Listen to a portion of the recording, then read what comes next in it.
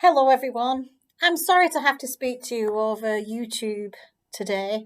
I would much rather see you all in school, in person, and I really do miss seeing us all in assembly, all sitting together, listening to a story, singing a song, having a bit of a chuckle, and I really, really miss seeing all of you. I hope that if the vaccination does its magic and the amount of people getting COVID starts to drop, we can welcome you all back after February half term. So, in the meantime, keep going with your remote learning, keep looking on our class pages on the website for all the activities you've got to do every day. Be tuning in to our remote learning Zoom sessions at 9:15 every morning.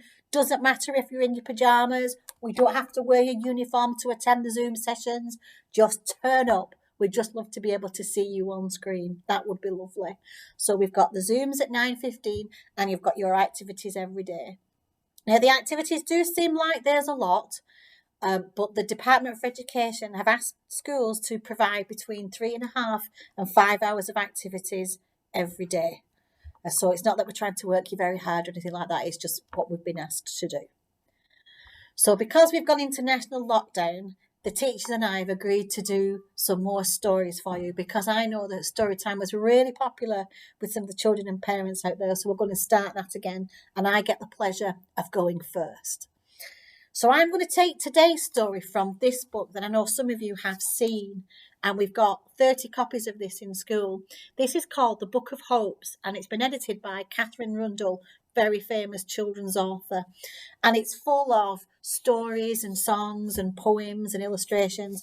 I particularly like this one. Can you see that one there? And it says underneath, there's a hero inside all of us. I particularly like that cat too. Okay, the story I'm going to read to you today is about friendship. And it's about people, friends who've perhaps been separated, a bit like you and I. You know, I miss seeing you all the time. And it's about two girls who became friends and then missed each other. Okay, so it's called Yasmin and Sila, and it's written by Marianne Levy. Sila liked running and climbing and examining the grazes on her knees. I don't know if that's like some of you. I was like that when I was a little girl all those years ago. In fact, I've got scars on my elbows and scars on my knees down here from where I used to fall over. My favourite thing was to climb fences because I used to think that I was Spider-Man when I was very little. And I once ended up in hospital because I climbed up a fence, thought I could jump off and fell off and ended up banging my head and going into hospital. So be careful if you're climbing. So Sila, she was a bit like me when I was a little girl. She was full of bumps and bruises and grazes on her knees and grazes on her elbows. Which was why, when the people came to her village, she didn't like the look of Yasmin. Although she'd been walking for many miles, Yasmin was perfectly neat and noticeably tidy. Not a scab or a bruise in sight. Not like Sila. And that day had been a four-scab day for Sila, and Sila was tired. And now it turns out she had to share her bed with Yasmin, who tossed and turned all the time. Try remembering something nice, said Sila. That's what I do when I can't sleep. That's when Yasmin went quiet. She couldn't help but ask, what are you thinking of? Sitting in a cafe and drinking tea in the sun. But tea is so hot and slow and boring, said Sila. Iced coffee then, but only if I can have sugar in it. 5 lumps is best, said Sila.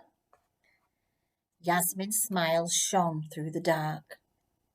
And as they talked, it seemed to Sila that Yasmin's words built a picture of a whole city, stone by stone, palm trees, minarets, shining squares and tiles. The swimming pool, Sila, it's enormous, you should see it.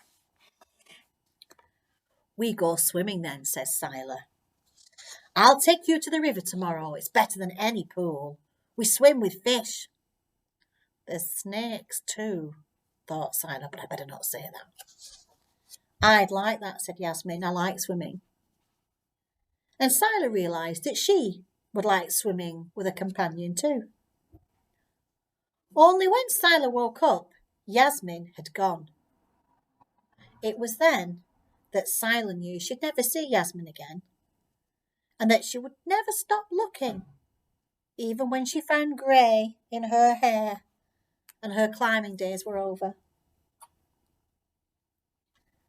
A few years later, when Sila was all grown up, Sila was sitting in a sunny cafe.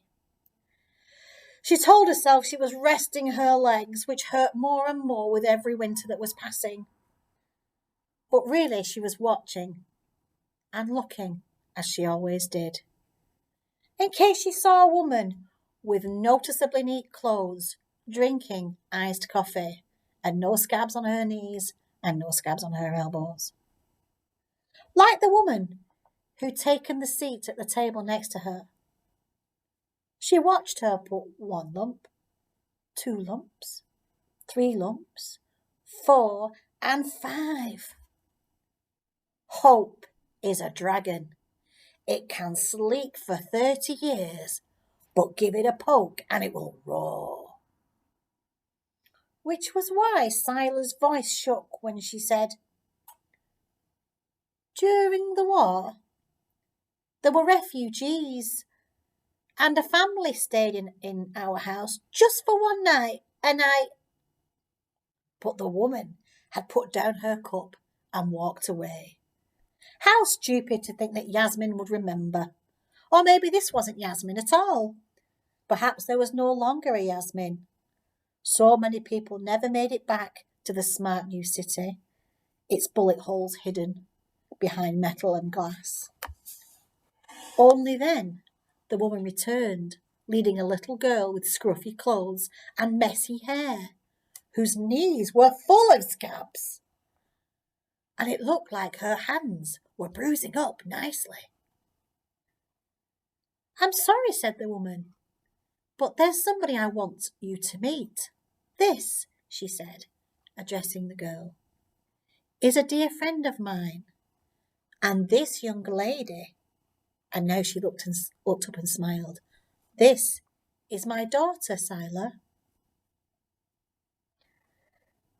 So that story tells us of about 2 people who met just for 1 day and who made a connection and who made a friendship, who didn't meet for years and years and years, and then ended up meeting up back together. A bit like you and I suppose, and I really hope it's not years and years and years. I'm hoping it's only going to be a few weeks. But the story says hope is like a dragon. You give it a poke and it will roar.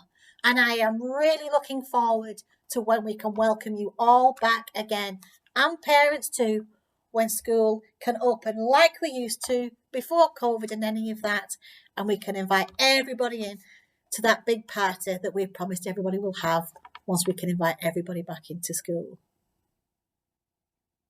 So thank you for watching this story time today. Keep well and safe, everybody. Keep staying at home, keep washing your hands, keep wearing your face masks, all of the usual things. Children, keep making sure you're doing your remote learning, ready to do our learning exchange on Fridays, and keep logging into the Zooms at 9:15 every day. All right, take care, everybody. We really do miss you, and I'll see you soon.